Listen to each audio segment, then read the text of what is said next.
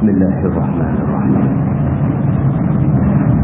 السلام عليكم ورحمة الله وبركاته. الحمد لله وبه نستعين. أشهد أن لا إله إلا الله وحده لا شريك له، وأشهد أن سيدنا محمدا عبده ورسوله، ونصلي ونسلم على هذا النبي الكريم سيد المرسلين وعلى آله وصحبه أجمعين. أما بعد، أيها المؤمنون اتقوا الله، أوصيكم وإياي بتقوى الله، فقد فاز المتقون.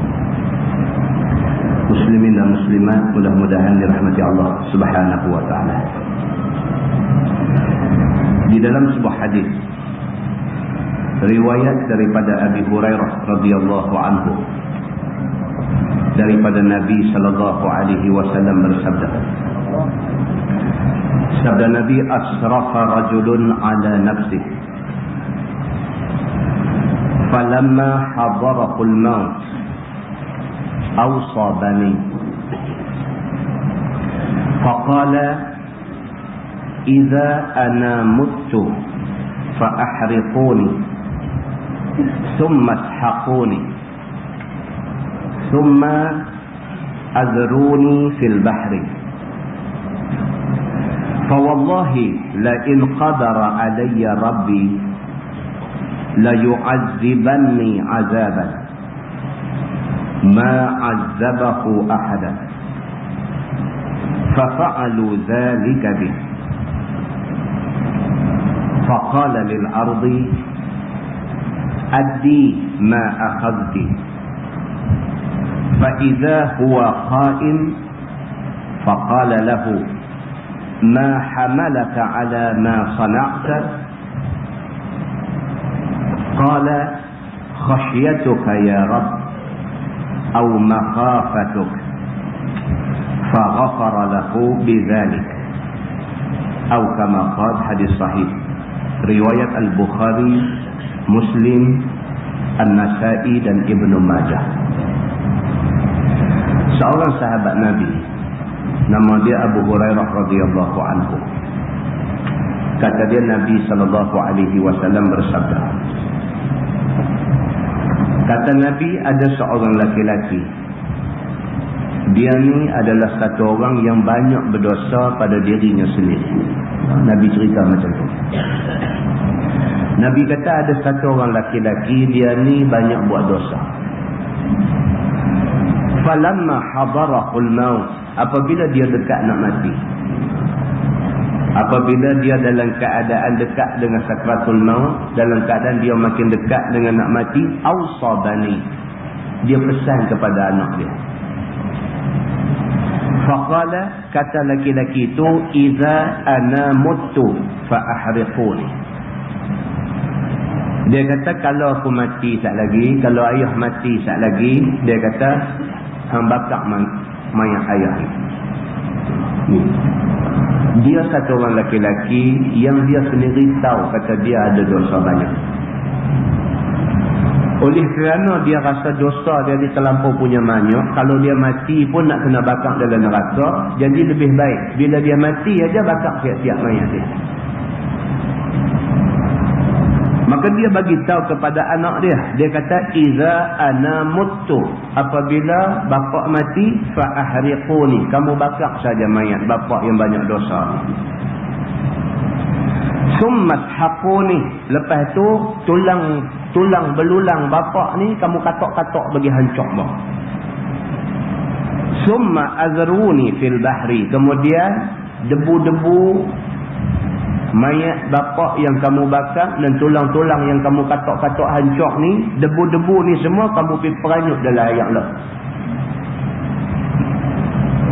Fa wallahi la in qadara alayya rabbi la yu'azzibanni 'azaban. Dia kata demi Allah,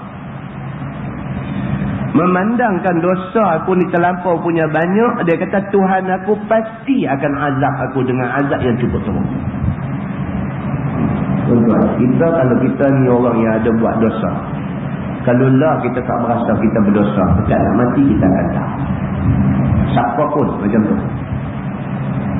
Mungkin masa kita sihat, mungkin masa kita tengah dua elok ni kita tak merasa kita ada dosa. Kita nampak orang berdosa. Tapi kita ni nama kata manusia, bila dekat nak mati, Tuhan nanti bagi tahu kat kita. Kita ni orang berdosa ke tak? Sama ada Allah bagi tahu pada saat-saat yang cukup terakhir, bila malaikat mai duduk sebelah kiri kita pakai serba hitam, kita tahu dah kata kita ni nak jumpa masalah tak lagi. Ataupun semasa kita dekat nak sampai dengan sakaratul maut, masa tu Allah Subhanahu Wa Taala nampak balik kepada mata kita mana-mana benda yang kita buat yang sebenarnya salah di sisi agama. Maka demikianlah hal berlaku kepada laki-laki ni. Laki-laki yang Nabi SAW cerita dekat sahabat-sahabat dia. Nabi kata ada satu orang laki-laki, dia ni banyak sungguh dosa dia. Bila dia dekat nak mati, dia sampai pesan dekat anak dia. Kerana dia ingat balik dosa dia yang begitu punya banyak, dia pesan ke anak dia. Dia kata, Iza ana mutu. Apabila bapak mati, fa'ahriquni. Kamu bakar saja mayat bapak ni. Summa shaquni. Kemudian kamu hancurkan tulang-tulang bapak ni. Summa azruni fil bahri. Kamu pergi peranyuk bang debu-debu ni semua dalam laut. Dia kata. Pasal apa? Pasal tak ada guna. Dia kata, aku orang banyak dosa. Kalau sekiranya tak dibakar mayat aku pun, dia kata, esok Allah baik. Allah akan bakar aku serakah aja. Kata dia, ma'azzabahu ahadan. Allah akan azab aku dengan azab yang tak ada orang akan kena azab seumpama azab yang Allah nak kena kat aku ni. Aku pasti akan kena azab paling teruk. Tak ada manusia akan kena azab teruk yang aku nak kena esok ni. Dia kata ke anak dia macam tu. Fafa'alu zalika bih. Anak ni pun bila dah bapak suruh, dia buat macam yang pak dia suruh. Bila pak dia mati, dia bakar mayat pak dia, dia katok-katok tulang hak masih tinggal ni, semua jadi debu, dia pergi peranyuk dalam air laut. Faqala lil ardi. Kata Nabi SAW, Allah berfirman kepada bumi di hari kiamat esok ni. Dah lepas kiamat, dah dibangkitkan semula manusia di padang mahsyar dan sebagainya. Pada masa tu, faqala lil ardi. Allah berfirman kepada bumi.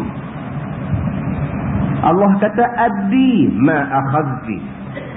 Allah kata dekat bumi, wahai bumi, bagi terbit balik apa yang kamu ambil simpan dalam perut kamu ni. Maksudnya ialah Allah Subhanahu Wa Taala suruh bumi luah balik keluar kawan hak tadi ni.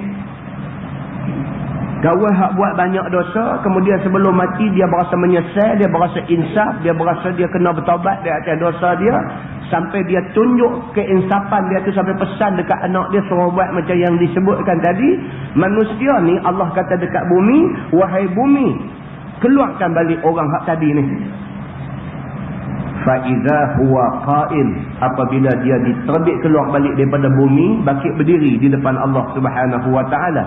Faqala lahu, maka dikata kepada laki-laki ni tadi, ma hamalaka ala ma sana'ta.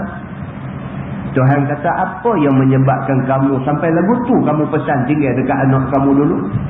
Tuhan tanya dia di padang mahsyar itu. Tuhan kata, apa yang menyebabkan kamu ni sampai pesan dekat anak, kalau mati suruh bakar mayat, kalau mati suruh katok-katok tulang hak ada ni, kalau mati esok ni katok semua jadi debu pergi peranyuk dalam laut. Pasal apa kamu sampai peringkat tu, sampai peringkat sanggup suruh anak buat macam tu kat mayat kamu? Tuhan tanya ni. Qala, jawab orang ni, dia kata, khasyatuka ya Rabbi. Dia kata, aku takut kepada kamu wahai Tuhan. Aku ni bila aku muhasabah balik, aku jadi takut ke Tuhan. Bila aku duduk sorang-sorang, aku renung balik, ni hak aku duk buat ni betul ke tak betul? Aku ingat-ingat balik hak aku duk buat ni kena tak kena ni? Aku ingat-ingat balik tindakan aku ni betul ke tak betul? Tepat tak tepat mengikut perintah agama ni hak aku duk buat ni? Bila aku muhasabah, bila aku semak-semak balik, bila aku cek-cek balik, oh nampak aku banyak masalah. Bila aku muhasabah diri aku balik, bila aku tengok-tengok balik, banyak dosa yang dah aku buat sebenarnya. Maka timbul rasa takut aku kepada kamu, ya Allah. Maka dengan kerana tu, aku suruh anak aku buat macam yang disebut tadi. Dia kata, فَغَفَرَ لَهُ بِذَلِكَ. Kata hadis itu, maka Allah Subhanahu Wa Taala mengampun dosa dia kerana takutnya dia kepada Allah. Muslimin dan muslimat yang dirahmati Allah sekalian, itu hadis sahih riwayat Al-Bukhari, Muslim, An-Nasa'i dan Ibnu Majah. Muslimin dan muslimat yang dirahmati Allah sekalian, ada manusia yang bila dia buat salah, dia minta ampun kepada Tuhan, Tuhan tidak ampun dia. Tidak ada manusia begitu.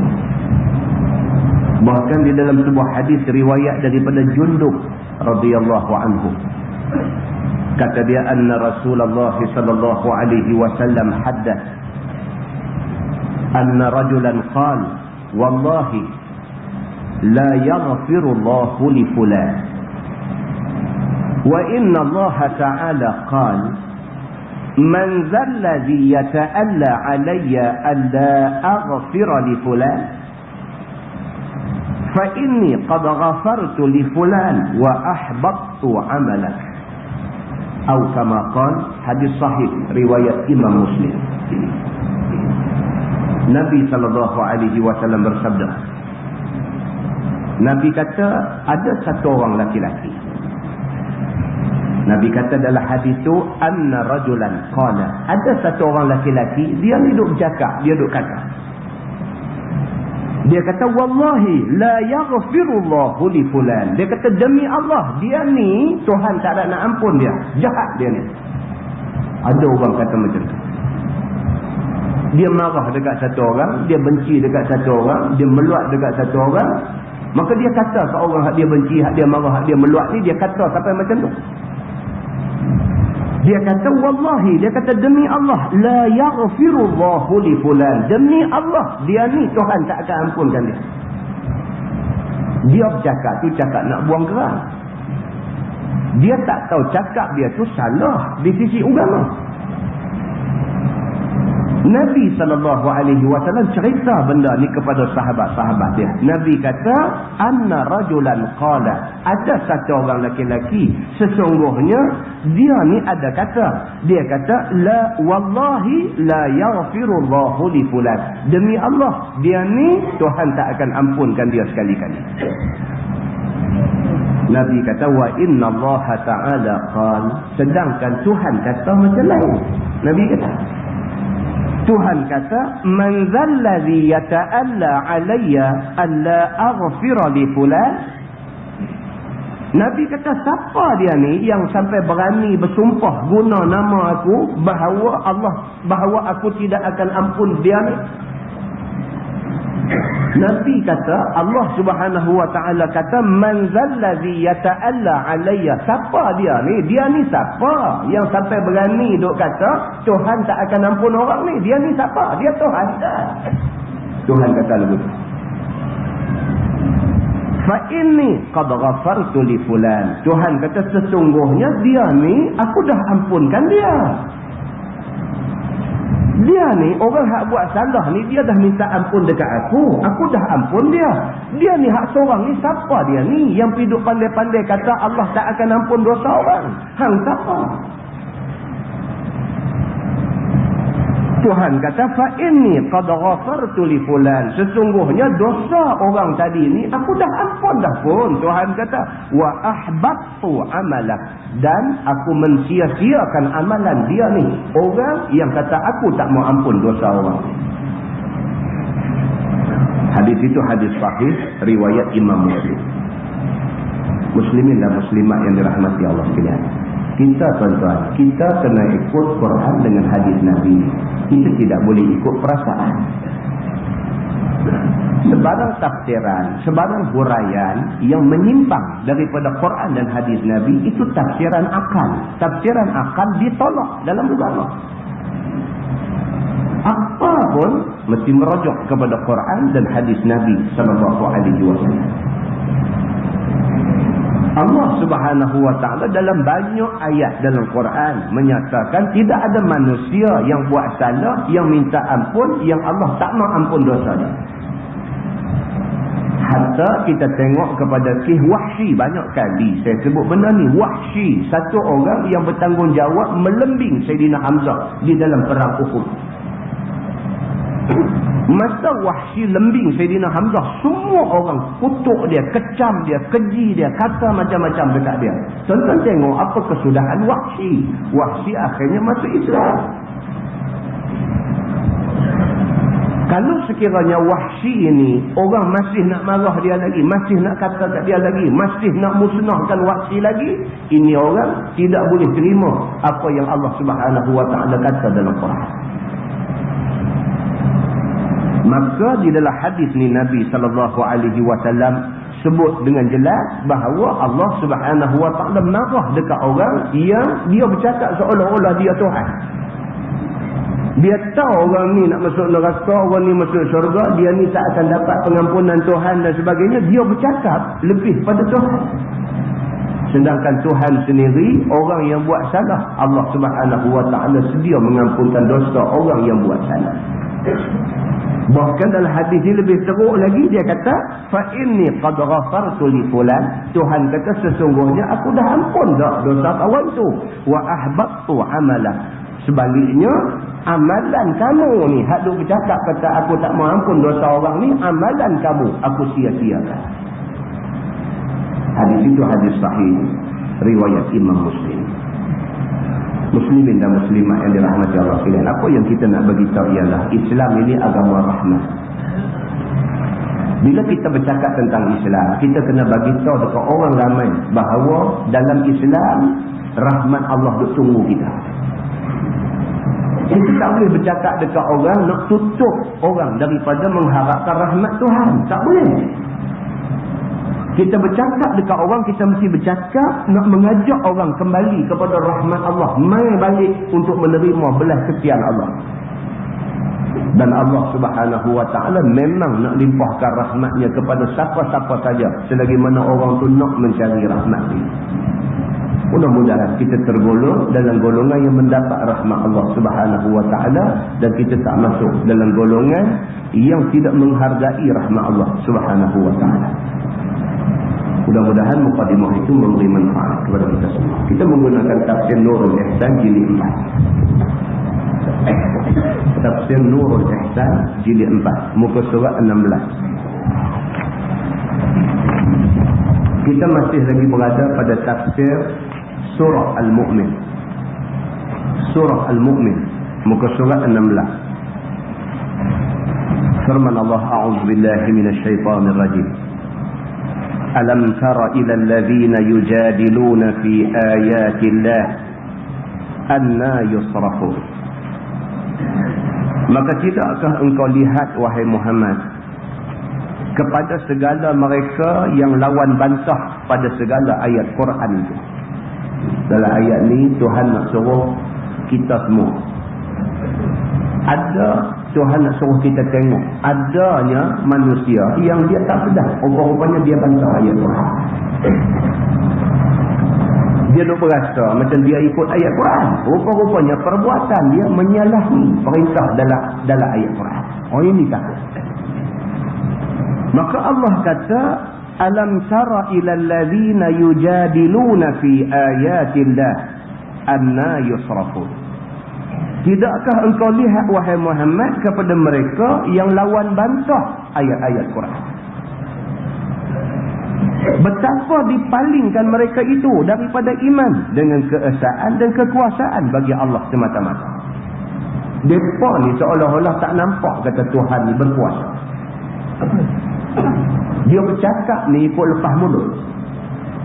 Dia tak merasa kata Allah Subhanahu wa ta'ala duk dengar apa yang dia kata. Ma yalfidhu min qawlin illa ladaihi raqibun atid.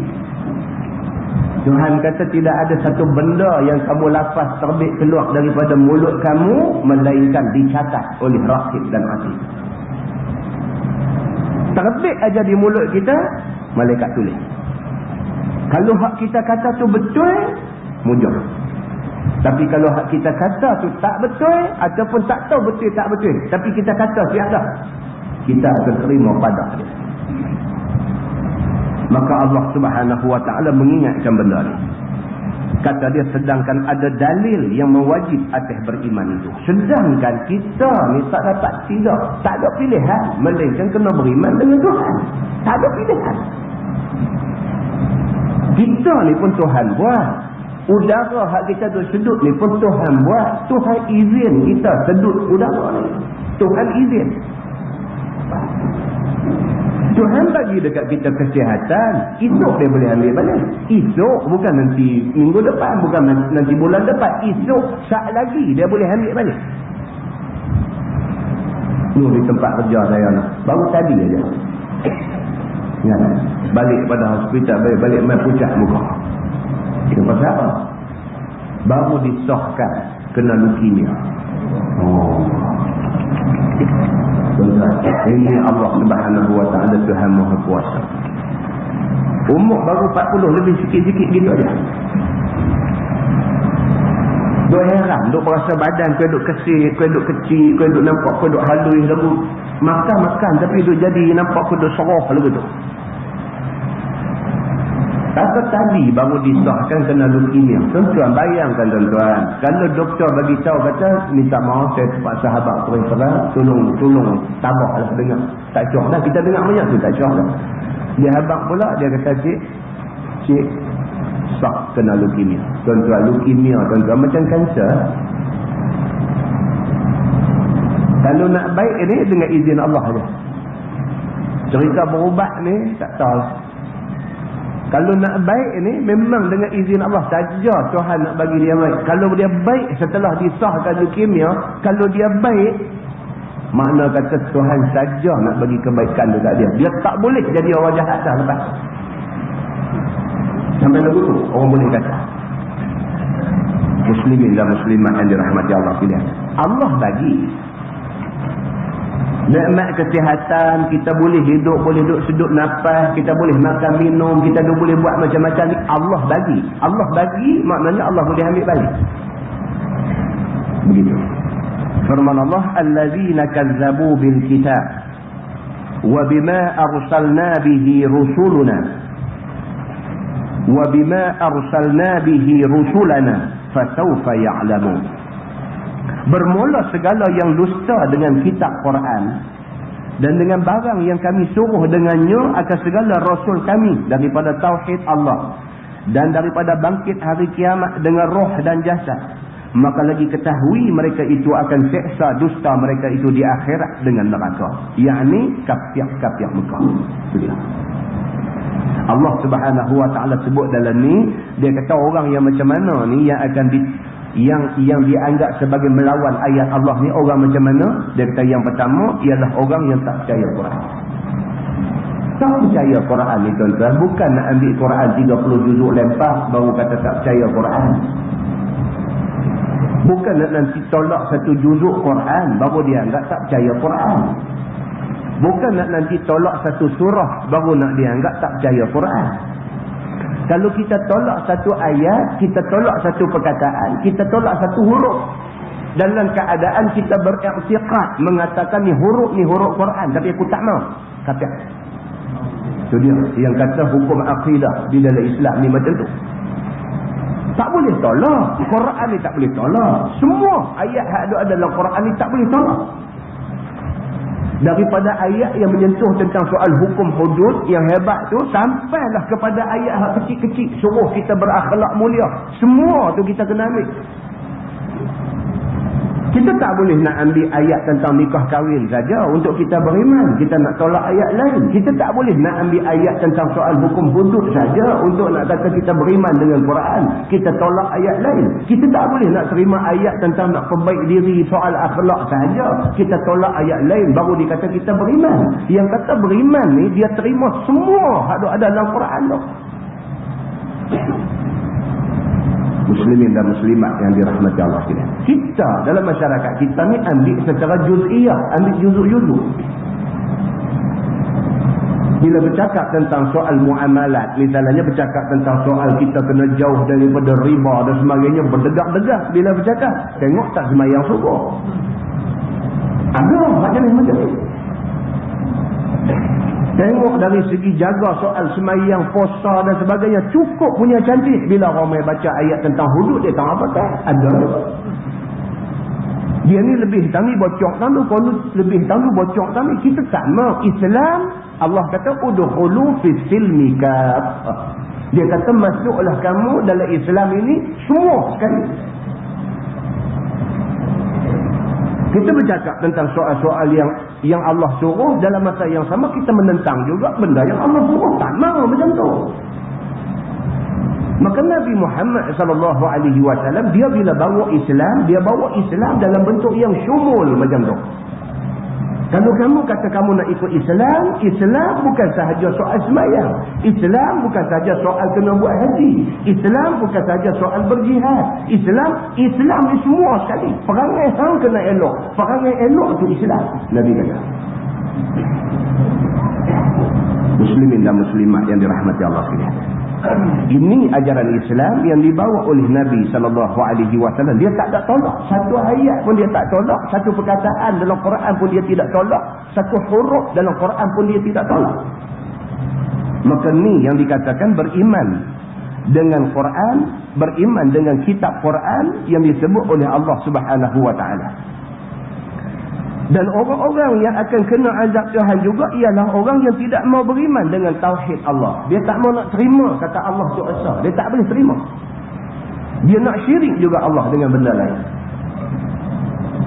Dan juga dia kata dia tak mau beriman dengan soal bangkit pada hari kiamat dengan roh dan jasad. Dia tak mau terima. Dia kata kita dah mati, dah hancur, dah apa, macam mana nak bangkit esok di padang mahsyar. Tak ada dah dia kata. Dia tak boleh terima benda tu. Ada orang-orang yang macam tu. Firman Allah Subhanahu Wa Taala, idil aghlalu fi a'naqihim was-salasil. Ketika belenggu pada segala leher mereka itu dan rantai-rantai pada segala kaki mereka itu.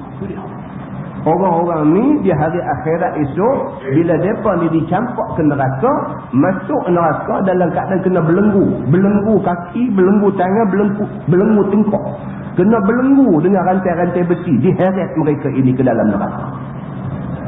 Tuan-tuan, yang kata Tuhan ni, azab dia tak ada contoh dalam dunia. Tak ada contoh. Allah Subhanahu Wa Taala, dia bila dia turun azab dia ni tak ada contoh banding. Allah Subhanahu Wa Taala bila dia sediakan azab di neraka, azab Allah ni tak ada contoh nak cerita dalam dunia ni. Tak ada satu manusia yang buat azab sehebat, segerul, sedahsyat azab yang disediakan Allah di neraka. Tak ada contoh begitu. Firman Allah, yushabuna fil hamim tu tuan-tuan, tolong putih dia salah cetak. Bukan jahim, dia tersilap cetak. Yushabuna fil hamim, alif lam ha mim ya mim, al hamim. Dia tulis di situ yushabuna fil jahim. Tolong putih, al jahim ganti dengan al hamim. Alif lam ha kecil tu, ha mim ya mim. Yushabuna fil hamim summa fil nari yusjarun. Ditarik mereka itu dengan rantai belenggu itu pada dalam ayak yang sangat hangat. Hamim ni ayak yang sangat hangat. Orang yang buat dosa apa? Dosa tak mau nak percaya kepada Quran, dosa tidak mau tauhid Allah, dosa tak percaya kepada hari kiamat, hari pembalasan. Orang yang buat dosa ni yushabuna fil hamim. Depa ni akan direjam masuk, ditarik, diperosok, direjam masuk di dalam al-hamim, di dalam air yang mendidih panas. Begitu. Kemudian pada dalam api itu dihela dan diheret mereka itu. Lepas dah rejam masuk dalam hamim, kemudian heret pula mereka ni ikut dalam neraka. Tuan-tuan, al-hamim ni banyak hadis lah cerita tentang al-hamim ini. Al-hamim ini di dalam setengah hadisnya Nabi SAW kata dia sejenis leburan tembaga cair. tembaga lebok bagi jadi cair mendidih macam dodoi tu, bagi penghuni neraka minum yang kata hamim. Bila bawa mai saja hamim tu depan muka dia, dia nak dipaksa minum. Bila bawa mai je hamim tu depan muka, mai tu kena wak dia saja, luruh isi muka. Ni yang kata hamim. Leburan tembaga cair bila bubuh dalam bekas tu mendidih gedung-gedung tu, bawa mai depan muka ni, baru letak depan muka, tak minum lagi, baru letak depan muka, wak dia naik tu luruh isi muka ni, berguguk dia tu. Bila dia tuang aja masuk dalam perut ni, yusharu bihi ma fi butunihim wal julud. Dia kata luruh segala isi perut dan kulit-kulit manusia. Ni yang kata hamim. Mana-mana manusia yang tidak percaya kepada ayat Quran, mereka ni esok akan diheret, kemudian dicelup mereka ni di dalam hamim, hak dahsyat tadi ni. Celup dalam tu, summa finnari yusjarun, kemudian dihela, diheret mereka ni di dalam neraka jahim Allah Subhanahu wa ta'ala. Summa qila lahum aina ma kuntum tusyrikun min dunillah. Kemudian dikata bagi mereka itu, mana asnam-asnam yang ada kamu sembah, perbuat syirik daripada lain Allah Subhanahu wa ta'ala, yang kamu sembah serta Allah itu. Dan lepas tu Tuhan tanya mereka, tanya dalam bentuk menyindir. Tuhan kata mana dia? Tuhan kata mana dia yang dulu kamu duk sembah, yang dulu kamu duk kata ada kuasa, yang dulu kamu duk takut tu mana dia? Tokong kamu ni mana? Asnam kamu ni, berhala kamu ni mana? Tuhan kata. Dikata kepada mereka itu, aina ma kuntum tusyrikuna min dunillah. Mana dia hak di atas dunia dulu kamu kata Tuhan, mana dia? Panggil dia mai tolong kamu lah. Muslimin dan muslimat yang dirahmati Allah. Qalu, kata mereka itu, yakni kafir-kafir itu, ballu anna, telah gaib mereka itu, yakni asnam itu daripada kami. Tak ada dah. Dia kata puak tu tak ada dah lah. Dulu kami duk sembah dia, kami duk besarkan dia, kami duk sujud dekat dia, kami duk minta hajat kami dekat dia atas dunia dulu. Inilah asnam, inilah berhala yang menjadi tempat kami duk minta segala-gala benda. Hari ni, waktu hari kami susah ni, ballu anna, habis, hilang gaib, tak tahu pergi ke mana dah puak-puak ni. Tak ada siapa dah kami sembah dulu yang boleh nak mai tolong kami pada hari ni. Tiada kami lihat akan dia pada hari ni. Tak ada dah hari ni, tak ada dah puak ni. Firman Allah, bal lam nakun nad'u min qablu syai'an. Tetapi tiada ada kami sembah daripada dahulu itu suatu. Ikut mereka itu akan sembahnya asnam. Maka dibawa hadir asnam di hadapan mereka itu, maka firmannya, kamu hai kafir-kafir dan yang kamu sembah daripada lain Allah itu akan jadi nyala neraka jahannam. Bila dah Tuhan kata, nah lah ni aku rendam hampa dalam hamim, luruh isi daging habis semua, lepas tu aku heret hampa dalam neraka. Tolong pergi panggil Tuhan yang hampa duk sembah dulu, panggil mai tolong hampa lah. Panggil, Tuhan kata. Jawab orang-orang yang kena dera ni, yang kena azab Tuhan ni, dia kata, ballu anna, tak ada dah, habislah hak kami sembah ni, hari ni tak nampak buka langsung, tak nampak patah hidung, tak tahu lari pergi ke mana. Kata mereka lagi, kami sebenarnya sejak dulu tak sembah apa-apa, hidup kena cakap lagu tu depan Tuhan pun. Dah sebenarnya kami dulu bukan sembah mereka tu, kami sembah Allah juga. Mereka ni kira macam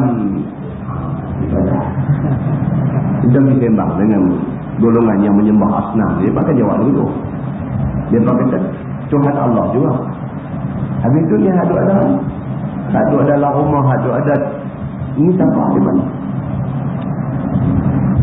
Ini kira kita minta dia minta sama Tuhan Allah. Jawab begitu. Saya pernah cerita dulu kan. Tuan cerdik keluar universiti, boleh bagi alasan macam. Dia kata mereka pun sembah Tuhan Allah juga. Tuhan tunjuk naik ke langit lah. Tuhan Allah juga. Ni ada ni, dia kata kita minta kat dia, dia tolong minta kat Tuhan. Kita kata pasal apa you tak minta terus kat Tuhan? Tak boleh lah. Dia kata kita orang banyak dosa, jadi kita nak minta terus kat Tuhan, tak boleh lah kita minta kat dia. Dia tak ada dosa apa. Memang tak ada dosa lah, makan tak, minum tak, apa pun dah. Dia kata kita minta kat dia, dia tak ada dosa apa, kita minta kat dia, dia minta kat Tuhan cantik lah, dia tak ada dosa apa. Dia tolong minta kat Tuhan, tapi Tuhan bagi kat kita. Dia fikir logik macam tu. Tak betul. Fikir macam tu tak betul. Sebab dalam Islam Tuhan kata apa? Ud'uni astajib lakum. Minta kat aku perkenankan bagi kamu. Muslimin dan muslimat yang dirahmati Allah sekalian. Firman Allah, kadzalika yudhillu Allahul kafirin. Maka seperti yang demikian itulah menyesat Allah akan segala kafir-kafir. Demikianlah Allah bagi mereka ni jadi sesat. Jadi tak boleh fikir. Mereka ni jadi orang tak boleh fikir. Tak nampak hak mana benar, hak mana tak benar. Tak nampak. Allah jadikan mereka begitu. Artinya seperti menyesat segala orang yang dusta Rasul itu. Macam mana orang zaman Nabi dulu tak percaya ke Nabi, sedangkan Nabi ni cukup punya cantik duk ada depan mereka. Mereka boleh tak percaya ke Nabi. Tak nampak kata Nabi itu betul. Tak nampak. Siapa kata apa? Dia tak nampak kata Nabi itu betul. Demikianlah Allah Subhanahu wa ta'ala membiarkan mereka di dalam kesesatan. Muslimin dan muslimat yang dirahmati Allah sekalian. Firman Allah, "Zalikum bima kuntum tafrahuna fil ardi bighairil haqq wa bima kuntum tamrahun." Bermula yang demikian itu, yakni azab Tuhan itu, dengan sebab barang yang ada kamu suka pada bumi dengan yang tiada sebenar patut disuka. Itu dia. Tuhan kata hampa kena azab hari ini bukan pasal apa? Pasal atas dunia dulu seronok sangat. Atas dunia dulu seronok sangat. Hidup buat benda lawan perintah Tuhan ni, hampa seronok sangat boleh buat begitu. Hampa buat nanya kepada orang Islam ni, hampa seronok sangat. Bila boleh buat nanya kepada orang Islam, seronok. Tonton tengok dengan isu hari ni, isu orang Islam ganas. Itu isu dia. Ambil kesempatan daripada isu orang Islam ganas, maka orang Islam kena satu dunia. Kena satu dunia. Sampai hak tak kena mengena. Di Singapura tak bagi pakai kelumur. Nampak?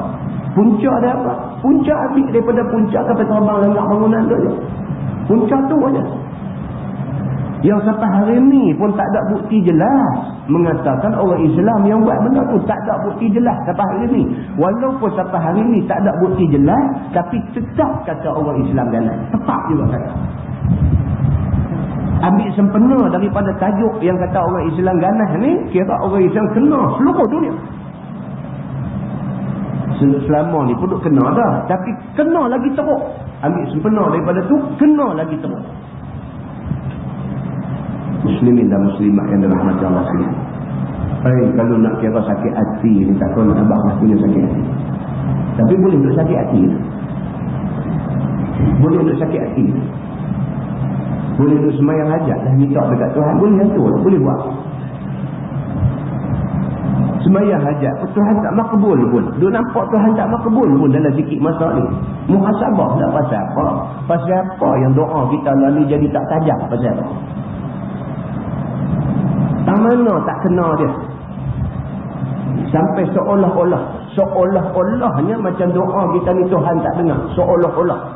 Walhal Tuhan dengar. Tapi Tuhan tak bagi lagi apa yang kita minta. Kalau Sayyidina Umar Al-Khattab dulu, dia buat sabit mudah aja. Dia kata sah semayang pun tak sama. Dia kata macam mana dia kata Allah nak samakan hati kita. Sah semayang pun tak sama. Benda kecil yang kita kata kecil sebenarnya besar. Muslimin dan muslimat yang dirahmati Allah sekalian. Dan orang Islam ni kadang-kadang buat satu benda akhirnya merosakkan orang Islam sendiri. Perjuangan Islam sendiri rosak. Dan isu Ustaz Tansuri tadi. Sebelum terlupa ada keset di luar, tuan-tuan boleh dapatkan lagi. Keset yang akan tercakap di polis tu ada di luar. Tuan-tuan boleh dapatkan, tuan-tuan dengar apa yang saya cakap. Kalau ada lah ayat Quran ke hadis ke apa yang saya putar belit, beritahu saya. Kadang-kadang kita nak marah orang, kadang-kadang kita tak tahu pun apa benda kita tak tahu. Kita nak marah orang, tak patut dalam kasut. Ada di luar tak lagi? Bukan ambil dah, bayar duit. Bagi dengan ya, bismillah elok-elok, patang dengar hak saya cakap. Hak dua lagi panel tu saya dengar. Dengar hak saya cakap. Lepas tu nak marah-marah. Lepas tu kalau rasa macam tak mau mengaji dah, beritahu kat Pak Haji saya. Pak Haji saya nanti beritahu, saya tutup mangkuliah sama gerai. Tak mungkin, saya ikhlas bercakap. Tak ada benda yang kita nak selindung. Soal macam mana boleh sampai di situ, tuan-tuan jangan tanya. Saya tak boleh terang. Tapi dengar apa yang kita cakap. Dia terpaksa respon benda ni. Pasal panas katanya, kau belah ni bawa pergi sampai ke Taipei, sampai ke Ipoh ni, dia panas katanya. Sampai angkat poster tempel di masjid, menyeru suruh boykot kuliah pengajian. Saya tak faham macam mana boleh jadi macam ni. Dalam keadaan tidak mendengar apa benda, tak tahu ujung pangkai cerita, tiba-tiba ada orang mendahului dalam bertindak. Ya. Jadi tuan-tuan tolong dapatkan dan tolong dengar. Kesianlah. Bukan kesian kat saya tak ada masalah. Kalau tuan-tuan tak suka bagi tahu, kita berhenti boleh. Tapi kesian dekat dakwah Islami. Dihukum tanpa bicara. Muslimin dan muslimat yang dirahmati Allah sekalian. Cerita dia macam tu. Ramailah, kita pun ramai kawan-kawan duduk kau belah sini, kau belah Farid Buntang, kau belah Bagan Serai, kau belah ramai kawan-kawan. Dia balik rumah, mereka pun kena tanya, hak mana yang kena? Saya semua bagai kena. Bagai kena tanya, kena macam-macam, kesian kat mereka. Takat yang boleh terang, mereka boleh terang lah. Lebih pada tu tak boleh nak terang. Muslimin dan muslimat yang dirahmati Allah. Boleh fikir tak? Anjur kepada orang ramai, boykot tu saya dengar dia mengajar. Apa salah dengan tafsir, dengan baharul Nabi ni? Adakah selama ni ada huraian yang tak betul? Jadi tuan-tuan, selalu kita kata apa pun dalam Quran dia kata in tanaza'tum fi syai'in farudduhu ila Allahi wa Rasul. Kalau kamu bercanggah pendapat, tak setuju tentang mana, tempat rojoknya ialah Allah dan Rasul. Kalau tuan-tuan rojok lain daripada Allah dan Rasul, dia jadi masalah. Tuan-tuan rojok kepada manusia, manusia banyak masalah. Manusia banyak masalah. Manusia Tuhan bagi dekat dia satu benda yang Nabi bersumpah. Nabi kata jaga baik-baik dengan dua benda. Satu benda terletak di antara misai dan janggut. Dan satu benda terletak di antara dua paha. Dua benda ni boleh menjerumuskan manusia ke neraka. Nabi kata. Manusia semua Tuhan bagi dua benda ni. Lidah Tuhan bagi seorang satu. Petiklah macam mana kita suka. Tapi ingat, illa ladaihi raqibun atid. Ada malaikat raqib dan atid mencatat apa yang kita kata. Itu ingatan daripada Allah dan daripada Nabi SAW. Ingat baik-baik. Muslimin dan muslimat yang dirahmati Allah sekalian. Kaset tu mau bagi dapat semua. Muslimin dan muslimat yang dirahmati Allah sekalian. Firman Allah Subhanahu wa taala, "Zalikum kadzalika yudhillullahu al-kafirin." Yang demikian itulah menyesat Allah akan segala kafir-kafir. Artinya seperti menyesat segala orang yang dusta Nabi sallallahu alaihi wasallam. Firman Allah lagi, "Dzalikum bima kuntum tafrahuna fil ardi bighairi al-haq wa bima kuntum tamrahun." Bermula yang demikian itu, yakni azab Tuhan ke atas orang-orang ni adalah dengan sebab barang yang ada kamu suka pada bumi dengan yang tiada sebenar patut disuka. Atas dunia dulu hampa nak buat apa hampa punya suka. Tanpa mengambil kira soal hukum, soal pantang larang dalam agama, haram halal, tegah dan sebagainya, hampa tak ambil kira. Apa hampa rasa baik pada otak, pada fikiran, pada hati, hampa buat. Maka pada hari ini atas kesukaan hampa yang tak ketentuan itu, kamu dibalas dengan api neraka. Tuhan kata. Dan dengan barang yang ada kamu meluah dan banyak pada kesukaan, yakni suka dengan syirik Allah dan suka dengan engkar bangkit hari kiamat, maka kesukaan yang semacam ini mewajibkan azab Allah Subhanahu wa taala. Dia suka, dia buat engkar Tuhan, dia suka. Dia suka macam tu. Dia suka apabila dia engkar Tuhan, dia suka. Dia rasa megah bila dia boleh bantah Tuhan. Dia rasa besar apabila dia boleh tunjuk kata dia tak patuh kepada perintah Tuhan. Maka kesukaan yang macam tu, kesukaan yang silap, yang boleh menyebabkan kamu diazab di hari akhirat itu. Firman Allah, udkhulu abwaab jahannam khalidina fiha. Masuklah oleh kamu wahai kafir-kafir akan segala pintu-pintu neraka jahanam. Itu dia. Tuhan pelawar terus. Udkhulu, Tuhan kata pi masuk. Udkhulu abwaab jahannam khalidina fiha. Pi masuklah dalam neraka jahanam, kamu boleh duduk di dalam neraka itu selama-lamanya. Firman Allah, fabi'sa mathwal mutakabbirin. Maka sejahat-jahat tempat kembali bagi segala orang yang takabur itu ialah neraka jahanam. Tak ada dah tuan-tuan nak cari tempat yang lebih teruk daripada neraka jahanam, tak ada. Neraka jahanam itu tempat paling teruk. Firman Allah, fasbir inna wa'dallahi haq. Maka sabarlah olehmu wahai Muhammad atas menyakiti kafir-kafir Makkah itu. Allah kata dekat Nabi Muhammad, wahai Muhammad, sabarlah apa yang mereka buat sakit kat kamu. Sabar. Kerja dakwah ni tuan-tuan memang sakit. Kita dah baca hadis Nabi SAW. Satu hari Nabi diziarahi oleh seorang sahabat.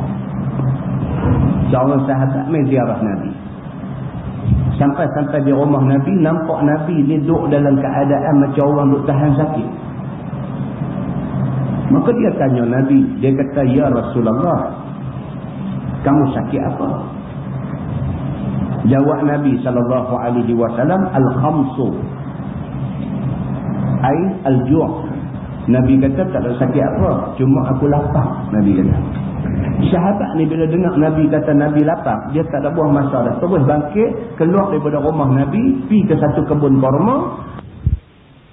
Tu minta nak tolong jurih air dekat pokok kurma. Tiap-tiap sekali jurih, dia dibayar sebiji buah kurma. Ni sahabat pergi tengok Nabi, Nabi kata Nabi lapar tadi ni. Bila dengar Nabi lapar, dia terus pergi kebun kurma, minta nak ambil upah jurih. Nak minta supaya dia dibenarkan jurih pokok kurma, satu cebok jurih, sebiji kurma, dibayar kepada dia upah. Dia jurih. Tuan-tuan, jurih ni bukan dulu kita jurih pokok dah rumah. Mekah tuan-tuan. Mekah, Madinah ni negeri tak ada air. Nak boleh dapat, Nabi kata Nabi lapar, dia tak ada buang masa dah. Terus bangkit, keluar daripada rumah Nabi, pergi ke satu kebun kurma. Tu minta nak tolong jurih air dekat pokok kurma. Tiap-tiap sekali jurih, dia dibayar sebiji buah kurma. Ni sahabat pergi tengok Nabi, Nabi kata Nabi lapar tadi ni. Bila dengar Nabi lapar, dia terus pergi kebun kurma, minta nak ambil upah jurih. Nak minta supaya dia dibenarkan jurih pokok kurma, satu cebok jurih, sebiji kurma, dibayar kepada dia upah. Dia jurih. Tuan-tuan, jurih ni bukan dulu kita jurih pokok dah rumah. Mekah tuan-tuan. Mekah, Madinah ni negeri tak ada air.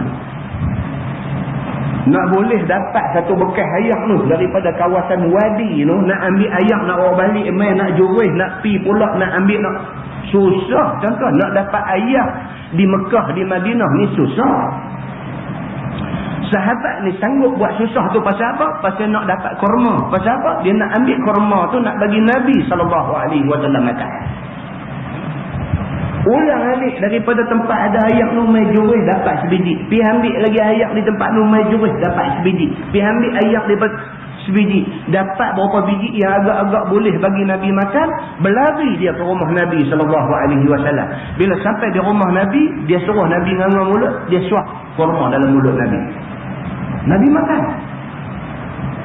Dia suap lagi. Nabi makan. 3 kali suap Nabi kata kat dia. Nabi kata, pasal apa hamba lagu ni kat aku? Nabi kata, pasal apa kamu main ziarah aku di rumah ni? Pasal apa? Kamu mai pula, kamu dengar kata aku lapar, kamu pergi cari kerja kerana nak dapatkan buah kurma. Kamu dah dapat buah, kamu mai balik rumah aku, kamu suap dalam mulut aku, kamu suap bagi kat aku. Hang buat semua ni pasal apa? Nabi tanya dia. Apa jawab sahabat ni? Dia kata, tidak ada apa melainkan demi Allah, inni la uhibbuk. Demi Allah, aku buat semua ni kerana aku cinta kepada kamu. Aku mai ziarah kamu ni kerana aku cinta dekat kamu. Aku pergi cari kerja, dapat upah, apa aku susah payah buat kerja nak dapat upah tu aku mai bagi kat kamu. Aku buat ni tak ada tujuan lain. Wallahi ya Rasulullah, demi Allah ya Rasulullah, inni la uhibbuk. Sesungguhnya aku sangat cinta kepada kamu. Nabi golek kepala. Nabi kata kat dia, kalau sungguh kamu cinta kepada aku, Nabi kata, tunggulah, kamu akan kena uji. Fa'a'idda lil bala. Nabi kata, maka bersedialah kamu untuk menerima bala ujian daripada Allah. Dan ujian yang nak kena kamu ni, Nabi kata, lebih derah daripada ayat yang turun daripada puncak gunung yang tinggi. Makna kata, kalau betul hang cinta aku, hang akan kena uji. Tak lama hang akan kena uji. Muslimin dan muslimat yang dirahmati Allah sekalian, biasa benar ni. Buat kerja dakwah Islam, buat kerja kalau niat dia kerana cinta Allah dan cinta Rasul, dia mai. Sama ada ujian yang disangka-sangka atau ujian yang tidak disangka-sangka, kiri kanan mai. Kawan pun uji kita, musuh pun uji kita. Muslimin dan muslimat yang dirahmati Allah sekalian, ini yang manusia semua kena buh dalam kepala siap-siap. Benda ni manusia kena buh dalam kepala siap-siap. Benda ni manusia kena semat masuk dalam hati dia siap-siap. Dia kena tahu bahawa ujian akan mai, dan ujian kalau dia mai dalam macam-macam rupa. Orang yang boleh tahan dengan ujian, itu orang bakal mendapat kebaikan di hari akhirat. Tak boleh tahan, dia bakal mendapat kecelakaan. Muslimin dan muslimat yang dirahmati Allah sekalian, Allah kata, faqdir inna wa'dallahi haq. Maka sabarlah olehmu wahai Muhammad atas menyakiti kafir-kafir Mekah ke atas kamu. Orang-orang kafir dah buat sakit kamu ni, sabar ajalah. Nak buat macam mana? Sabar aja. Bahawasanya janji Allah itu benar, yakni janji akan azab mereka itu. Itu dia. Sabar. Tak lama orang-orang yang duk buat kamu ni, tak lama depa nanti kena. Tak lama depa nanti kena. Firman Allah Subhanahu wa taala, fa imma nuriyannaka ba'dal ladzi na'iduhum. Maka jika kami perlihat akan dikau wahai Muhammad setengah azab yang kami janji akan mereka itu, maka ia itu nyata. Tuhan kata apa? Tuhan kata, kalau kami nak tunjuk azab kami nak bagi kat mereka, kami boleh tunjuk dandan. Terang-terang kamu boleh nampak mereka yang duk lawan kamu ni akan kena azab. Kalau kami nak tunjuk, terang-terang boleh tunjuk. Tuhan kata macam tu. Au natawaffayannaka fa ilaina yurja'un. Maka kami azab akan mereka itu akan sangat-sangat azab. Kalau kami nak buat, Tuhan kata, sekelip mata mereka boleh kena azab kami. Firman Allah, walaqad arsalna rusulan min qablika minhum man qasasna 'alaika wa minhum man lam naqsus 'alaik. Dan sungguh telah kami suruh akan beberapa banyak rasul dahulu daripada engkau. Setengah daripada mereka itu, mereka yang telah kami kisah akan cerita mereka itu atas engkau, iaitu 25 orang rasul. Tuhan kata dekat Nabi Muhammad, cerita duk kena ujian ni bukan cerita kamu aja. Berapa banyak dah Nabi sebelum kamu semua pakai kena orang situ. Kamu ni Nabi Rasul yang ke-25. Sebelum kamu ada 24 orang Rasul. Semua kena seorang sikit. Cerita kena uji ini cerita biasa, Allah kata dekat Nabi. Dan setengah daripada mereka itu, mereka yang tidak kami kisah akan dia kepada engkau. Dan sebahagian daripada Nabi lagi Allah tak cerita siapa mereka ni. Nabi ramai. Rasul pilihannya ada 25. Tapi Nabi ni ada ramai. Dia kata diriwayatkan bahawasanya Allah Subhanahu Wa Taala bangkit 8,000 orang Nabi. Dia kata ini ada riwayat mengatakan Nabi jumlah semua 8,000 orang. 4,000 daripada Bani Israel. Dan 4,000 daripada sekalian manusia yang lain. Melayu aja tak ada Nabi. Orang Melayu tak ada Nabi. Bani Israel saja dia kata ada 4,000 orang Nabi daripada kalangan Bani Israel. Lain daripada Bani Israel yang Arab lah, apalah semua macam-macam. Daripada kalangan ni ada lagi 4,000 lagi. Dia kata 8,000 dia kata. Dan yang sahihnya barang yang diriwayatkan daripada Imam Ahmad daripada Abi Zar, kata dia, aku kata, yakni Abu Zar kata, ya Rasulullah, berapa banyakkah bilangan anbiya? Abu Zar tanya Nabi. Nabi-nabi ni ada berapa ramai semua? Sabda Nabi SAW 124,000 orang. Nabi pernah jawab dekat Abu Zar, dia kata Nabi ada 124,000 orang. Nabi yang jadi rasul daripada mereka itu, dan 315 dia kata. Dan di kalangan mereka ni ada 315 yang dilantik menjadi rasul pilihan dia kata. Begitu. Hak kita punya wajib beriman 25. Begitu. Firman Allah, wa ma kana li rasulin an ya'tiya bi ayatin illa biiznillah. Ada illa tu, tambah satu lagi. Illa. Jatuh perkataan. Wa ma kana li rasulin an ya'tiya bukan ya'tiya. Ya'tiya. Wa ma kana li rasulin an ya'tiya bi ayatin illa biiznillah. Dan tiada ada bagi rasul itu bahawa mendatang ia dengan satu mukjizat yang dituntut oleh kaumnya, melainkan dengan izin Allah, kerana mereka itu hamba yang dimiliki oleh Allah. Itu dia. Nabi-nabi, rasul-rasul yang ada mukjizat ni dengan izin Allah. Kalau Allah tak izin, tak jadi mukjizat mereka. Yang berlaku kepada Nabi itu dengan izin Allah. Fa idza jaa amrullahi qudiya bil haqq. Maka apabila datang kerjaan, yakni janji Allah dengan turun azab atas kafir-kafir, nescaya dihukum antara segala rasul dan segala orang yang dustanya dengan sebenarnya. Dia kata dia. Bila mai janji Allah nak turun azab dan diputih hukum, baru tahu siapa betul siapa tak betul. Lagi tak mai, lagi tu tak tahu siapa betul siapa tak betul. Bila mai janji Allah, masa tu tahu siapa betul siapa tak betul. Masa tu baru tahu. Firman Allah, wa khasira hunalikal mubtilun.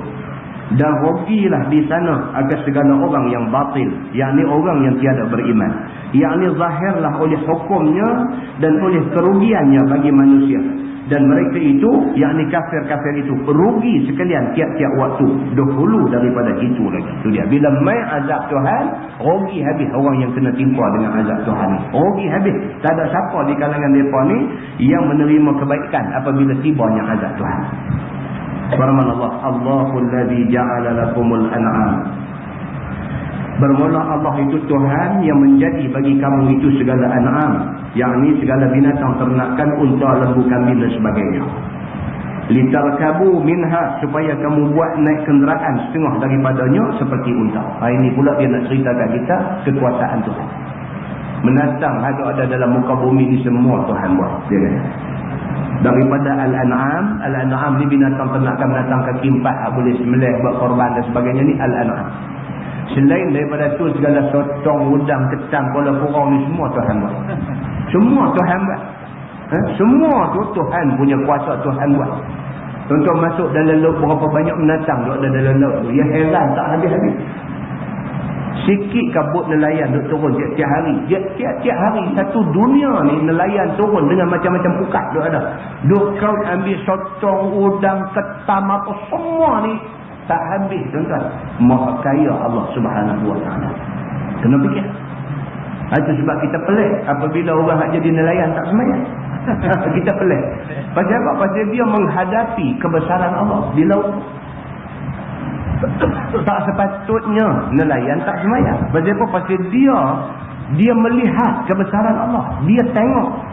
Kita tak turun telur. Kita ni duduk baca je, duduk nampak kebesaran Allah. Dia turun, tuan-tuan. Dia duduk tengah laut tu. Dia duduk atas bot, atas perahu tengah laut, tak nampak darat ni. Dia lebih lagi sepatutnya rasa kebesaran Allah Subhanahu wa ta'ala.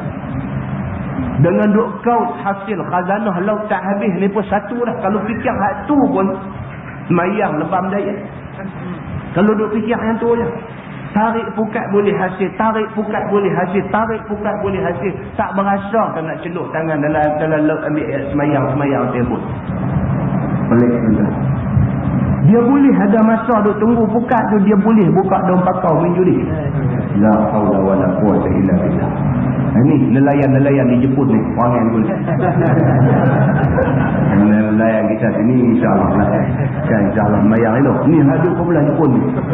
Oh, dia boleh duk tarik pukat tunda, pukat apa duk tarik, boleh hasil ni penuh perut kapal dan sebagainya. Masa yang terluang duk tunggu pukat nak tarik naik tu, masa terluang tu dia boleh main pakar. Letak duit, letak udang. La haula wala quwwata illa billah. Tuan, ada manusia dia tak nampak macam ni. Dia tak nampak kebesaran Allah. Belum lagi Allah Subhanahu wa taala test dia sekali-sekala nu dalam Quran Tuhan kata. Wa idza ghashiyahum mawjun kadzulali da'u Allah mukhlishina lahu-d-din. Apabila bot depa kapal, depa perahu, depa duk naik tengah laut ni, ghashiyahum mawjun kadzulali, dilambung oleh ombak setinggi gunung. Kena, benar ni kena. Dia duduk naik bot, duduk naik kapal, duduk naik apa tengah laut, duduk tak duduk, tiba-tiba laut bergelora. Rasyahum maksudnya dia main pukul naik ni, dia jadi macam bukit tu. Maut ni ombak ni kazulan, macam mana gunung tinggi tu. Dia pukul bot naik di puncak ombak tu. Da'awallaha mukhlishina lahu-d-din. Dalam keadaan macam tu, apa jadi dekat nelayan ni? Masing-masing seru Allah Subhanahu wa taala mukhlishina lahu-d-din. Ikhlas, luruh hati minta Tuhan dulu. Tak minta lagi macam tu. Dia pukul naik di puncak ombak tu, duk nampak macam duk atas gunung ni, gunung laut, gunung air. Masa tu mulut dia duk sebut Allah, Allah, Allah. Dalam kepala duk main gambar bini, gambar anak, gambar rumah dia duk main dalam kepala masa tu. Masa tu da'awallaha mukhlishina lahu-d-din. Seru Allah ni ikhlas hati ni, tak tahu nak habaq lah. Kira ya Allah, kalau aku selamat ni, tak tahu nak habaq lah aku semayang lagu mana. Falamma najjahum ilal barri, Tuhan kata apabila kami selamatkan mereka sampai di darat. Ya, lepas pada keadaan macam tu punya kelang kabut, minta kat Tuhan ni, hati ni tak ada ingat apa dah, bulat hati ingat kepada Allah. Iman tu iman yang jalan. Bila sampai aja ke darat, Tuhan tak kedirkan reda laut, selamat sampai di darat. Faminhum muqtasidun, sebahagian kecil aja dapat daripada mereka ni yang tetap beriman dengan Tuhan. Hal lain balik asal balik. Muslimin dan muslimah yang dirahmati Allah. Ini Tuhan bagi ingat dekat kita. Maka Allah Subhanahu wa taala suruh Nabi sallallahu alaihi wasallam supaya Nabi peringat-ingat tentang benda ni, bagaimana Allah Subhanahu wa taala bagi jadi kepada manusia ni binatang ternakan, yang binatang ternakan ni boleh diguna sebahagiannya untuk buat kenderaan seperti unta. Wa minha ta'kuluna, setengah daripadanya kamu boleh guna buat makan. Sembelih buat makan dan sebagainya. Walakum fiha manafi', dan bagi kamu padanya, yakni pada binatang ternakan itu ada beberapa banyak manfaat. Dia kata daripada susunya dan anaknya dan bulu habis dan bulu kasarnya, macam-macam binatang itu banyak guna kepada kita semua. Wa litablu'u 'alaiha hajatan fi sudurikum, dan supaya kamu dapat sampai atasnya akan hajat yang ada dalam segala hati kamu. Apa kita teringat nak buat dengan binatang, kita boleh buat. Teringat nak jadikan binatang lembu ni sebagai guna buat tarik kereta lembu, boleh buat. Berasa lagu nak guna kulit dia nak buat gendang, boleh buat. Berasa lagu nak makan daging dia, boleh buat. Berasa lagu nak ambil ekor buat sup, boleh buat. Berasa nak buat sup giabok, boleh buat. Macam-macam. Macam-macam binatang ni. Apa yang teringat dalam hati, yang terhajat dalam hati, boleh buat belakang. Iaitu bawa yang berat-berat kepada segala negeri. Guna binatang jadi trailer, jadi lori pada satu masa dulu. Wa 'alaiha wa 'alal fulki tuhmalun, dan atasnya, yakni atas unta di daratan dan atas perahu di lautan, kamu tanggung muatan pada keduanya. Itu dia. Kita boleh guna macam-macam apa yang Tuhan bagi kat kita. Wa yuriikum ayatih, dan memperlihat Allah kepada kamu akan tanda kekuasaannya. Fa fa ayya ayatillahi tunkirun, maka apa segala ayat Allah yang menunjuk atas keesaan dan kekuasaannya itu kamu engkar. Dia kata apa lagi yang hampa tak puas hati, hampa duk bantah Tuhan ni apa lagi? Yakni janganlah kamu engkar ke atas Allah itu, yakni Tuhan kamu, sebab ada dalil yang menunjuk atas keesaan dan kekuasaan Tuhan. Nampak terang-terang Tuhan berkuasa. Pasal apa yang duk bantah dengan Tuhan? Iaitu hidup dan mati, itu tanda kekuasaan Tuhan. Hari-hari tuan-tuan kita tengok orang mati, hari-hari. Kalau tak adik-beradik kita, kawan kita. Kalau tak kawan kita, jiran kita. Kalau tak jiran kita, orang kampung kita. Kalau tak orang kampung kita, orang yang duduk satu negeri dengan kita. Tiap-tiap hari ada orang mati. Itu tanda kekuasaan Tuhan. Dan jadi langit dan bumi, ni tanda kekuasaan Tuhan. Tuhan buat langit tak ada siang, tak ada apa, tak pernah runtuh, turun dan sebagainya. Bumi ni Tuhan buat terampak luas, macam-macam hasil ada di atas. Dan ni semua kuasa Tuhan kita boleh nampak. Dan lainnya daripada macam-macam kejadian. Bagi Allah semata-mata, tiada lain lagi. Firman Allah, afalam yasiru fil ardi fayanzuru kaifa kana aqibatu alladhina min qablihim kanu aktsara minhum wa ashadda quwwatan wa atharan fil ard. Dan tiadakah berjalan mereka itu, yakni kafir Mekah itu pada bumi, maka supaya memandang mereka itu betapa ada kesudahan segala mereka-mereka daripada dahulu mereka itu. Itu dia. Tuhan kata ni pokok kafir ni mereka tak berjalan ke tengok ke tempat lain.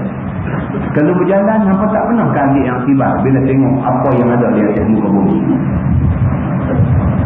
Tengok apa yang ada di atas muka bumi. Tengok Laut Merah. Tak teringat kan Laut Merah ni satu masa dulu Nabi Allah Musa AS pukul terbelah dua dengan izin Allah, terbelah dua dan dia boleh lintas pergi Jemberang balik sana. Bila tengok Laut Merah tu tak berasa kan ada tanda kekuasaan Tuhan di situ. Bila sampai dekat Laut Mati tu, dekat Jordan, pergi tengok Laut Mati, tak teringatkan ini kesan peninggalan kisah umat Nabi Lut. Kerana bantah daripada kepada nasihat Nabi Lut, Allah terbalikkan bumi jadi macam ni. Tak pernahkah orang-orang kafir Quraisy yang dulunya berjalan merata tempat, berdagang, merantau, menyaga di rata dunia, tak pernahkah mereka tengok benda-benda ni mereka ambil yang kimat? Begitu. Dan adakah mereka itu terlebih banyak harta daripada mereka itu, dan terlebih sangat kuat, dan terlebih banyak bekas pada bumi daripada rumah dan mahligai dan lain? Tak pernahkah mereka terfikir mereka ni kalau nak banding dengan kaum Ad, dengan kaum Samud, mereka tak ada apa. Ad dan Samud lagi hebat. Kan? Kalau nak banding mereka ni dengan Qarun, kekayaan yang ada dekat Abu Jahal, Abu Lahab, nak banding dengan kekayaan Qarun, bukan bandingan. Qarun ni kunci perbendaharaan dia saja 7 ekor unta bawah. Nak banding dengan Abu Jahal, Abu Lahab, bukan bandingan lah. Pun begitu Qarun, Allah binasakan dia, Allah telan dia dengan harta dia sekali, telan masuk dalam bumi. Kaum Ad, kaum Samud, mereka punya hebat, boleh tepuk gunung yang keras pejal tu, tepuk buat rumah kediaman mewah dalam gunung. Bolehkah orang kafir Quraisy buat semacam mana kaum Ad dan kaum Samud buat? Tak boleh buat. Kalau tak boleh buat, pasal apa tak ambil yang akibat? Ad dan Samud yang begitu punya hebat, akhirnya Allah binasakan semua. Ini yang dia nak kata di sini. Dan terlebih sangat kuat mereka tu nak berbanding dengan apa yang ada pada orang-orang Arab Quraisy pada hari ini. Fama aghna anhum ma kanu yaksibun. Maka tiada mengaya daripada mereka itu oleh barang yang ada mereka itu, usaha itu, daripada azab Allah satu pun. Dia kata apa yang ada kat mereka, harta benda tak boleh tahan azab Tuhan daripada kena mereka. Pengaruh, pangkat, kedudukan dan sebagainya yang ada kat mereka tak boleh tahan malaikat maut daripada cabut nyawa mereka. Tak adakah benda ni boleh bawa satu pengajaran kepada mereka semua? Yang ni harta punya orang-orang kafir dan kebesaran tiada boleh tolong lepas mereka daripada azab Allah pada hari kiamat nanti. Hanya yang boleh tolong lepas itu ialah Islam dan iman yang sebenar. Hak ni aja boleh tolong kita. Kalau kita ada Islam, kita pelihara Islam baik-baik, selamat kita di dalam. Tuhan akan selamat kita di atas rahmat kita jadi orang Islam. Maka Allah bagi rahmat dia kepada kita. Begitu. Firman Allah, falamma ja'atuhum rusuluhum bil bayyinat, maka tak kala datang akan mereka itu, yakni akan kafir-kafir oleh rasul mereka itu dengan beberapa kenyataan mukjizat yang zahir. Farihu bima indahum, nescaya suka mereka itu, yakni kafir-kafir itu, dengan barang yang pada sisi mereka itu, yakni pada sisi rasul itu, minal ilmi, daripada ilmu wahyu yang dibawa oleh rasul itu, yakni sebagai suka istihza, olok-olok, gelak-gelak dan buat main-main, engkar balik. Nabi pergi bercakap Islam dekat mereka, dia buat gelak-gelak. Nabi pergi bercakap Islam, pergi baca ayat Quran, buat gelak-gelak. Hang tengok aku tengok hang kat kening kat aku angkat kening dah buat jempeh mulut, tunjuk dia memeluat ke Nabi sampai macam tu. Hak Nabi duk baca tu Quran. Hak Nabi duk baca tu hadis Nabi. Tapi dia benci dekat Nabi, hang mailah Quran ke hadis tu duk buat jempeh mulut. Dengar. Perbuatan mereka ni adalah perbuatan istihza. Perbuatan nak tunjuk ego, nak tunjuk sombong, nak buat main-main dengan Allah Subhanahu wa ta'ala. Begitu. Wa haqa bihim ma kanu bihi yastahzi'un, dan turunlah dengan mereka itu oleh azab barang yang ada mereka istihza dengannya. Maka akhirnya kerana sifat main-main, sifat juak, sifat megah, sifat sombong itu, maka Allah turun azab, binasa habis depan semua. Begitu.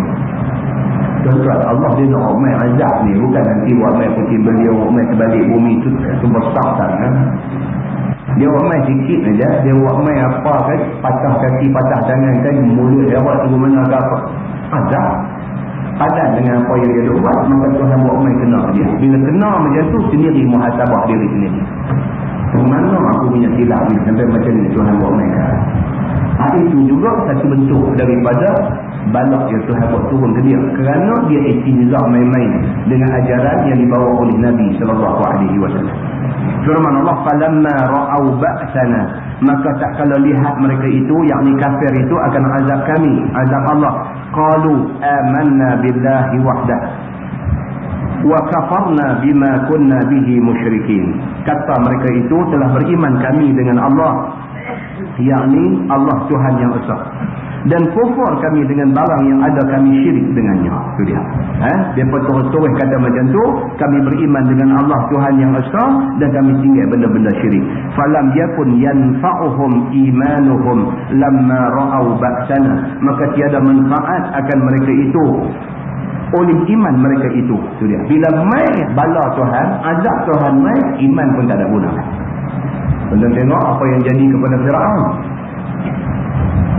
Punya marah dekat Nabi Musa ni, hambat Nabi Musa ni, Nabi Musa lari daripada dia, tak tahan kerana dia kena teruk dengan Firaun ni. Nabi Musa tak tahan lari, bawa orang-orang yang ikut dia 7 piala ke laut.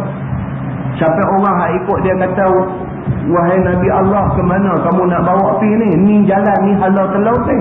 Saat lagi sampai ke laut kita terbuntu, tentu kita nak pergi mana? Nabi Musa kata, aku pun tak tahu, tapi Allah suruh bawa hampa mai ke arah ni. Orang yang ikut ni tahu dah, ni nak pergi halau ke laut ni. Saat lagi sampai ke laut, habis kita tak tahu nak lari ke mana dah. Orang dah hambat di belakang.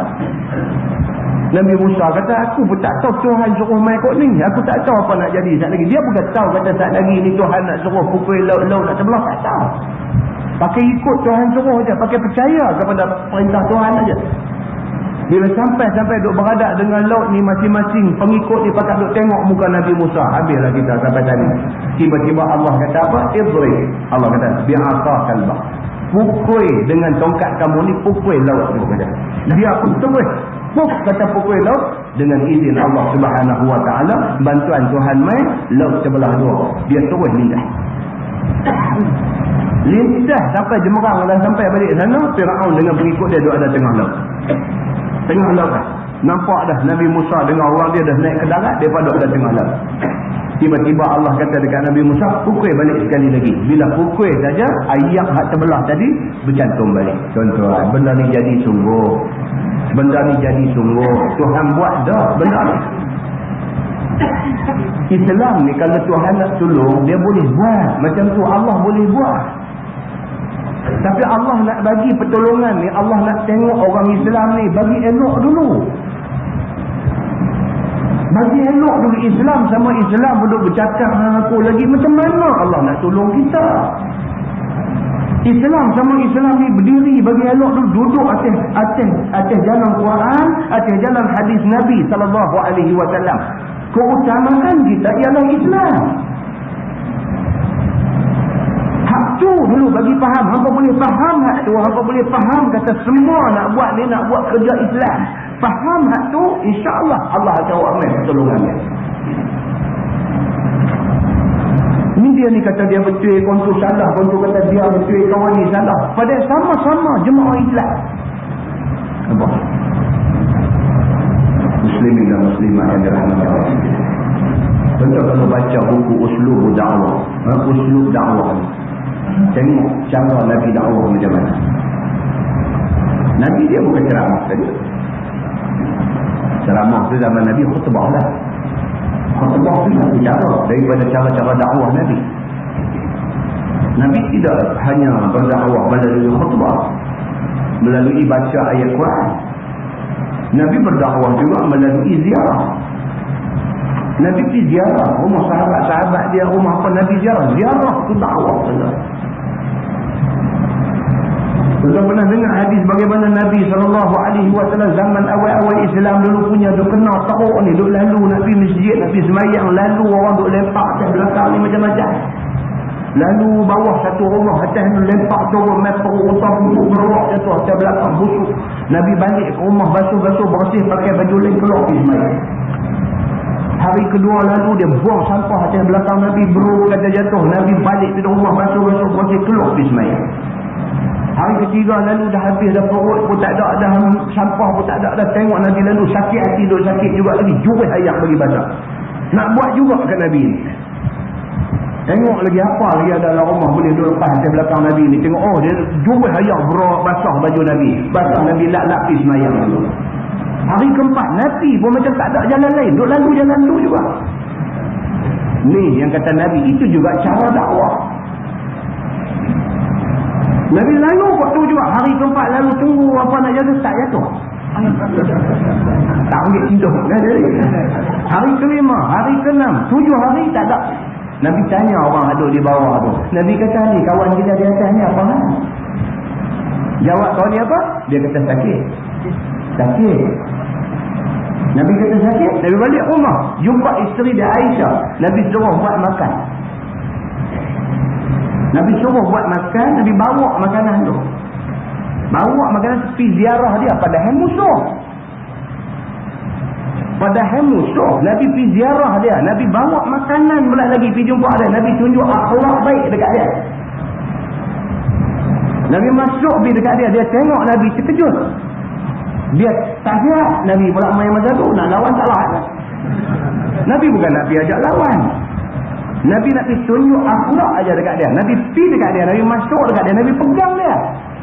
Nabi pegang dia. Nabi pegang. Tuan-tuan. Kita kalau kita duk hantam kau tu gatak dia sampai ke dinding. Satu dia jumpa kita, dia salam, dia bongkok, dia peluk kita, kita rasanya. Kita rasanya. Kita tak dajal dia tu. Aku dah dah. Dia ni tak aku Aku punya duk gasak dia, aku punya duk tenyeh dia, aku punya duk hantam dia. Bukan dia tak tahu kata aku duk hantam dia, dia tahu. Tapi dia boleh main depan aku, dia boleh tunjuk akhlak punya baik depan aku, dia boleh main ambil berat aku, dia pegang aku. Allahu Akbar. Kita dah duk tak larat ni, duk sakit ni. Dia main buat macam tu, bertambah lemah kita ni. Nabi tanya dia, hang apa-apa? Nabi ambil makanan hak dia suruh ini dia masak. Nabi suap dalam mulut dia. Makan kenyak-kenyak nak kata apa? Nabi suap 3 mulut, dia kata apa? Dia kata, ya Muhammad, aslimni ya Muhammad. Wahai Muhammad, dia kata bagi aku masuk Islam. Kalau itu satu strategi dakwah. Kalau kita tahu dia ada lempak mai kat kita, beruk-beruk atas belakang, kita memusuhi dia, kita pergi maki hamun dia, dia tak akan tertarik sama sekali dekat kita. Salahkah cara Nabi pergi jumpa dia, pergi ziarah dia, Nabi tunjuk, Nabi hormat dia, Nabi tunjuk kasih sayang yang Islam suruh tunjuk pada dia? Salahkah? Cuba utuh banyak lagi kaedah dakwah yang ditunjuk oleh Nabi SAW. Matlamat kita apa tuan-tuan? Matlamat kita. Matlamat kita ialah nak supaya orang nampak Islam ni cantik. Matlamat kita apa? Matlamat kita ialah supaya orang tak mau dengar Islam ni, dengar Islam daripada kita. Matlamat kita bukan kita nak suruh dia lari daripada Islam, tapi kita nak suruh dia mai dekat Islam. Dia mai, kita menambah bilangan orang yang sayang kepada Islam. Muslimin dan muslimah yang dirahmati Allah, kita kena belajar sirah nabawiyah. Belajar sirah nabawiyah. Kita belajar tafsir Quran, kita belajar hadis Nabi, kita kena belajar sirah nabawiyah. Mudah-mudahan dengan itu orang ni dia terbuka minda dia, dan mudah-mudahan Allah buka hati. Dia nampak Islam ni sebenarnya cantik. Dia kata rupanya dia tak tahu kata Islam ni cantik. Entah tengok dia rancangan dalam TV duk tunjuk lagi apa nama cerita tentang orang-orang yang masuk Islam ni. Apa Fauziah Ahmad Daud punya rancangan ni. Tengok tuan-tuan, Fauziah Ahmad Daud tu pun satu contoh hidayah Tuhan bagi kat dia. Kan dengan hidup dia sebagai artis dulu apa semua, tiba-tiba hari ini dia mai balik kepada Islam. Dia mai bukan dia balik sekadar nak beramal dengan Islam saja, dia nak menyumbang kepada Islam. Dia pergi cari ni orang-orang masuk Islam ni, dia interview mereka, dia tanya mereka macam mana apa boleh masuk Islam. Dia dengar dulu cerita mereka, dia tapi dulu apa semua, dia buat satu filem dokumentari. Suruh mereka ni bercakap, tuan-tuan. Mereka ni bila diminta ingat balik macam mana dia boleh teringat nama tu Islam, dia nak sebut tu Islam is great tu, dia nak sebut tu ayat mata tabik. Nampak tuan-tuan? Benda macam ni bila ditunjukkan kepada masyarakat, orang bukan Islam tengok rancangan tu, mereka tengok, mereka fikir Islam ni cantik, tuan-tuan. Tapi kalau Islam yang cantik ini kita hidangkan dekat orang cara kasar, orang tak nampak Islam cantik. Saya buat tuan-tuan banyak kali dah dulu. Orang main rumah kita, jadi tetamu kita, kita pelawar makan nasi di rumah kita, kita jamu ayam percik dekat dia, hidangan yang baik, ayam percik kita jamu dekat dia, tapi kita lempak dekat dia macam tu. Dia tak main makan dia, nak ambil lempak dia. Sedap ke ayam percik tu? Tak sedap, tuan-tuan. Ayam percik yang sepatutnya sedap tu, tapi cara kita bagi tak sedap. Dia kata macam ni, dia kata tak ada jamu pun tak apa. Cara kita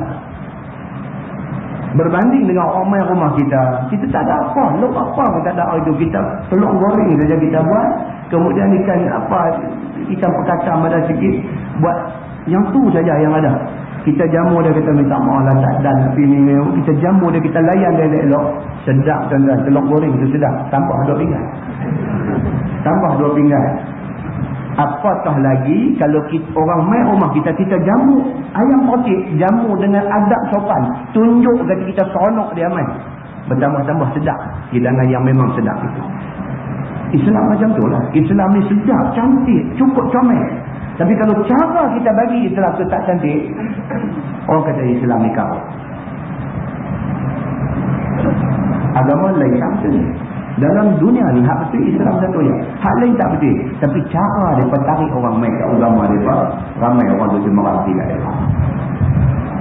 Kita balik kepada apa yang Nabi SAW tunjuk. Nabi suruh kita jadi manusia beradab, manusia yang menggunakan dakwah untuk nak menarik orang memahami agama kita sendiri. Firman Allah Subhanahu wa taala lebih tahu itu lepas habis boleh masuk dalam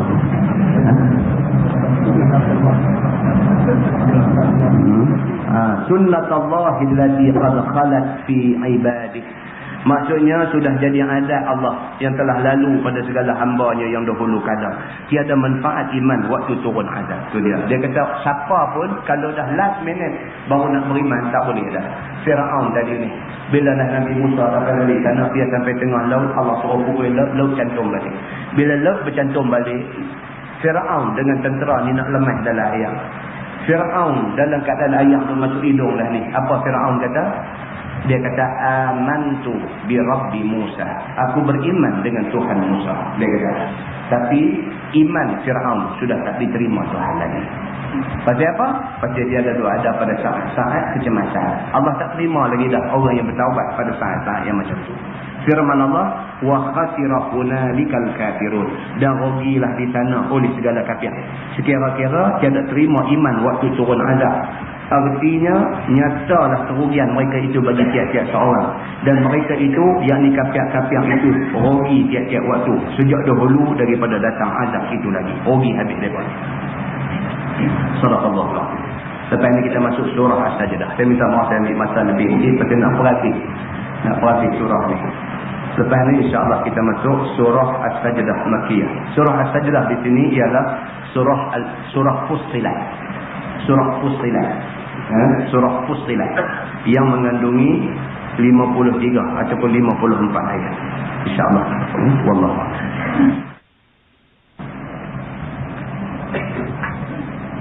Soalan.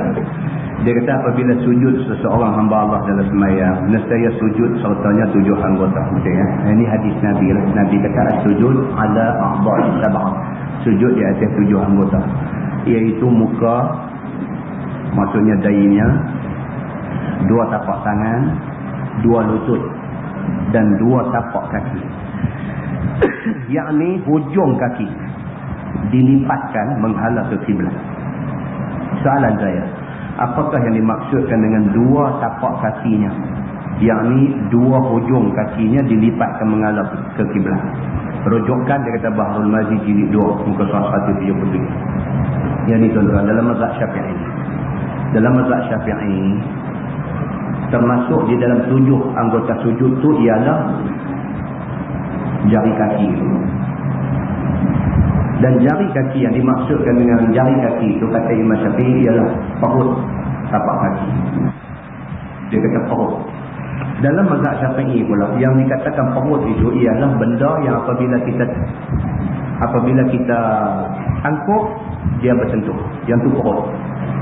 Ni tapak tangan kita ni bila kita tempek dua macam tu, hak melekat tu yang tu perut. Hak tak melekat tak diterima sebagai.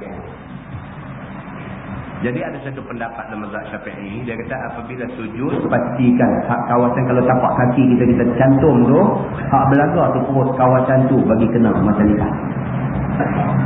Bermakna orang yang sujud yang letak kaki pasang terik lagu tu, perut kaki tak kena.